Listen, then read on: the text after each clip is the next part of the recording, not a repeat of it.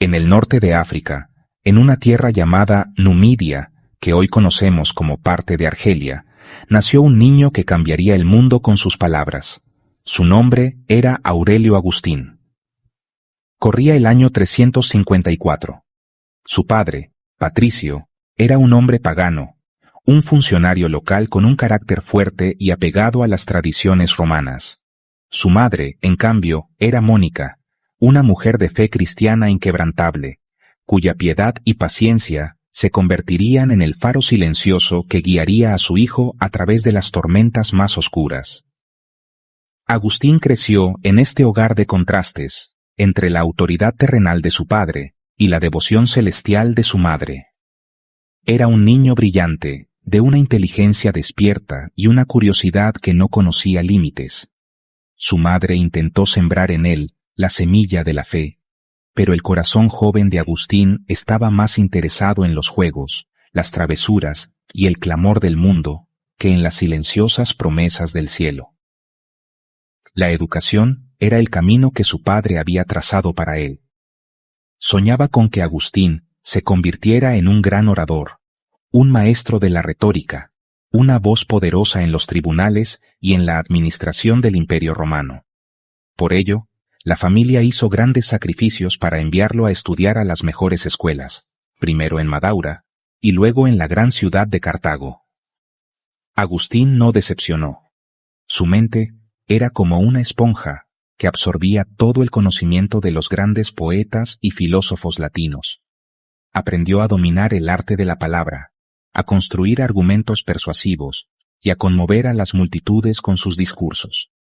Se deleitaba en el teatro, en la literatura y en el poder que le otorgaba su intelecto. Parecía que el mundo estaba a sus pies, un escenario dispuesto para su triunfo. Sin embargo, detrás de esa fachada de éxito académico y ambición, se escondía un alma profundamente inquieta. Agustín buscaba algo más, aunque no sabía exactamente qué. Sentía un vacío que ni los aplausos ni los honores podían llenar. Su madre, Mónica, observaba desde la distancia con el corazón encogido. Rezaba sin cesar, con lágrimas que, como diría un obispo, eran la garantía de que un hijo de tales lágrimas no podía perderse. Ella veía la brillantez de su hijo, pero también veía cómo esa misma brillantez lo alejaba de la única verdad que para ella importaba. La fe que Mónica le ofrecía parecía a Agustín algo simple, un cuento para gente sin instrucción, indigno de su mente sofisticada y entrenada en los laberintos de la filosofía y la retórica. Esta inquietud lo llevó a buscar la felicidad en otros lugares, lejos de la iglesia de su madre. Se sumergió en la vida estudiantil de Cartago con una pasión desbordante. Buscó la compañía de amigos, con quienes compartió no solo estudios, sino también aventuras y excesos. Famoso es su relato del robo de unas peras, no por hambre, sino por el simple placer de hacer lo prohibido, un acto que más tarde analizaría como un oscuro reflejo de la naturaleza del pecado. En estas amistades encontró consuelo y camaradería, pero también la tentación de vivir únicamente para el momento, para el placer inmediato. Era un joven que amaba ser amado, que buscaba la afirmación en los ojos de los demás, persiguiendo una felicidad que, como el agua entre los dedos, siempre se le escapaba. En medio de esta vida de búsqueda y desenfreno en Cartago, Agustín encontró el amor.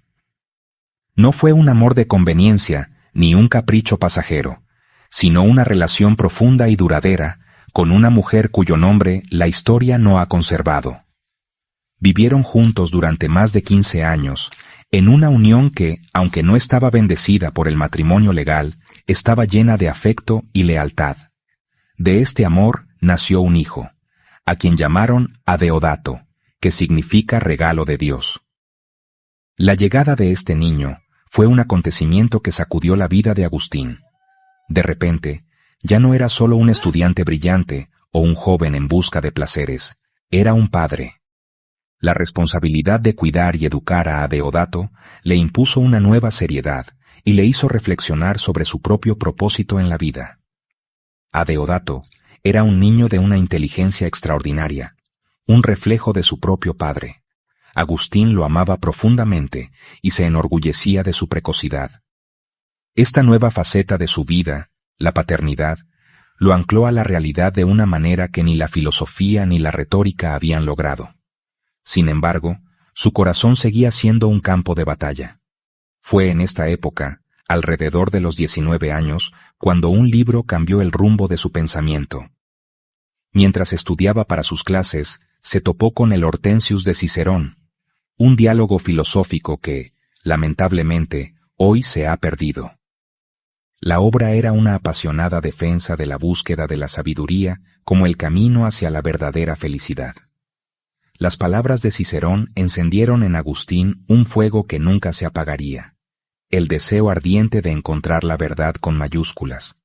De repente, sus ambiciones profesionales, su deseo de fama y riqueza, le parecieron vacíos y superficiales.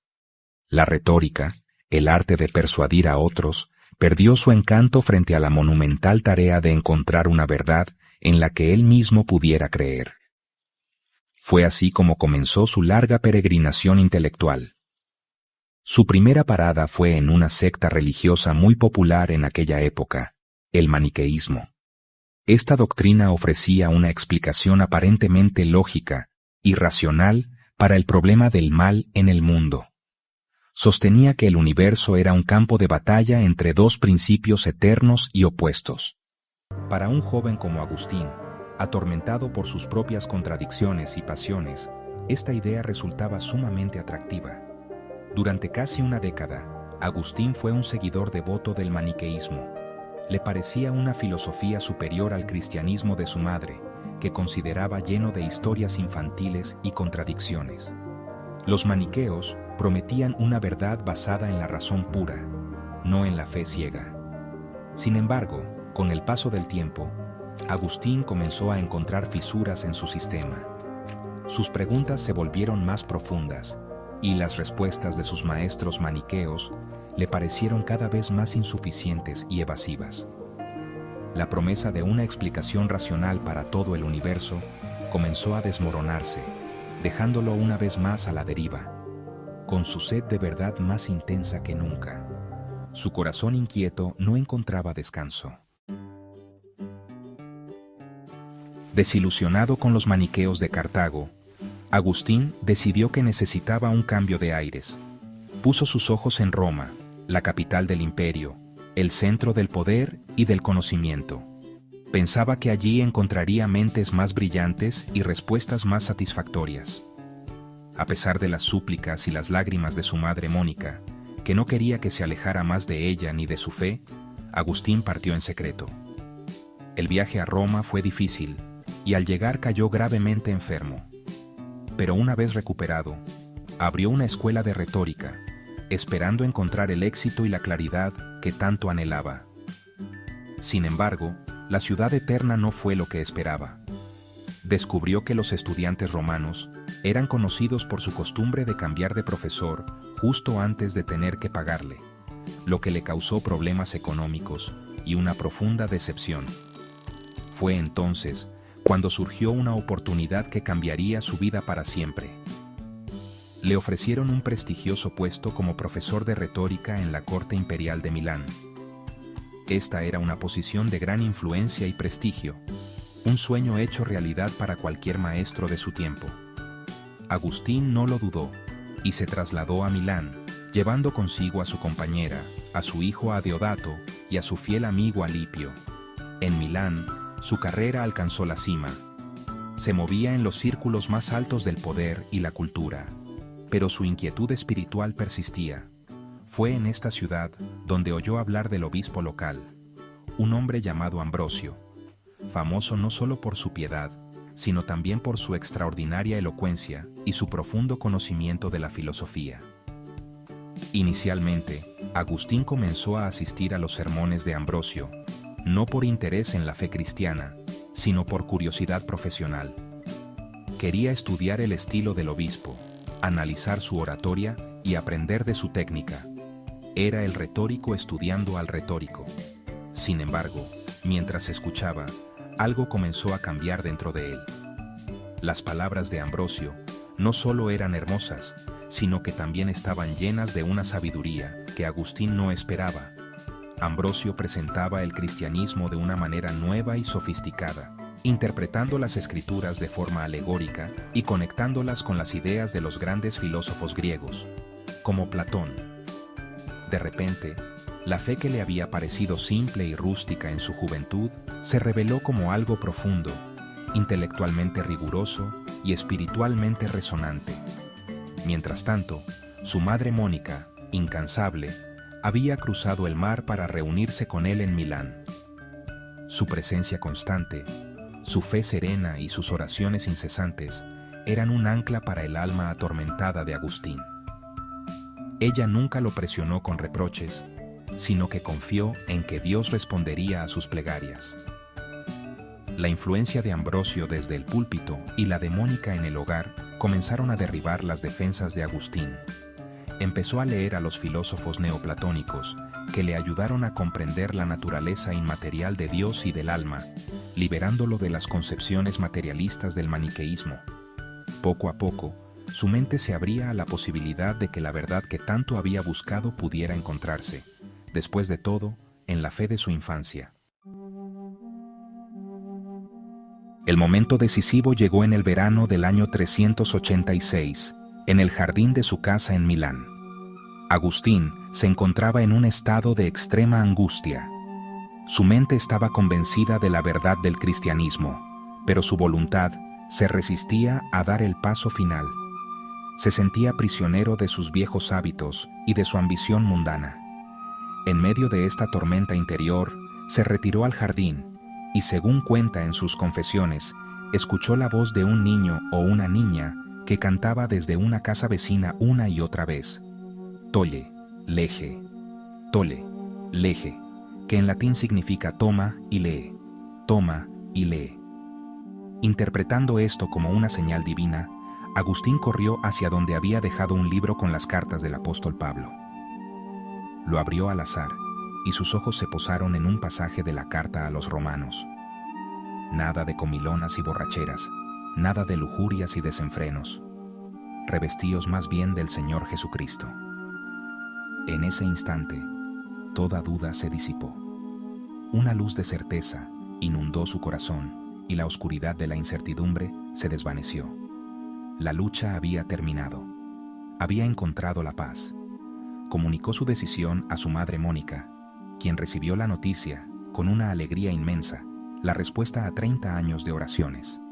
Agustín renunció a su cátedra de retórica y se retiró con su madre, su hijo Adeodato y un grupo de amigos a una villa en Casiciaco para prepararse para el bautismo.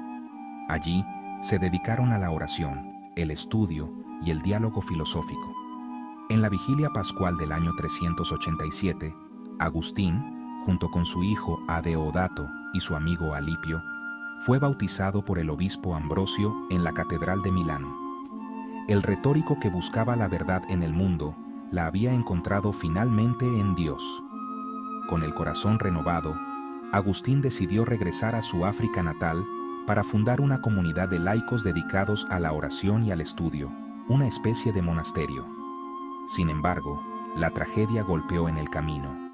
En el puerto de Ostia, cerca de Roma, su madre Mónica cayó enferma y murió, feliz de haber visto a su hijo regresar a la fe. Poco después, ya en África, su amado hijo Adeodato también falleció. A pesar de este inmenso dolor, Agustín continuó con su propósito. Pero Dios tenía otros planes. Durante una visita a la ciudad de Hipona, el pueblo cristiano, reconociendo su sabiduría y santidad, lo aclamó y prácticamente lo obligó a ser ordenado sacerdote. Años más tarde, se convertiría en el obispo de esa misma ciudad, un cargo que ocuparía durante más de 30 años hasta su muerte. Como obispo de Hipona, Agustín se convirtió en uno de los pensadores más influyentes de la historia. Su vida fue un ejemplo de transformación. Desde su púlpito y con su pluma, luchó contra las herejías, consoló a su pueblo y profundizó en los misterios de la fe. Sus escritos son un tesoro para la humanidad. En sus confesiones, narra su viaje espiritual con una honestidad brutal, acuñando frases inmortales como «Nos hiciste, Señor, para ti, y nuestro corazón está inquieto hasta que descanse en ti». En la ciudad de Dios ofreció una visión cristiana de la historia. Su mensaje, que une fe y razón, sigue resonando hoy. La vida de Agustín nos enseña que no importa cuán lejos nos hayamos desviado, siempre es posible encontrar el camino de regreso a casa, a esa verdad que da sentido a todo.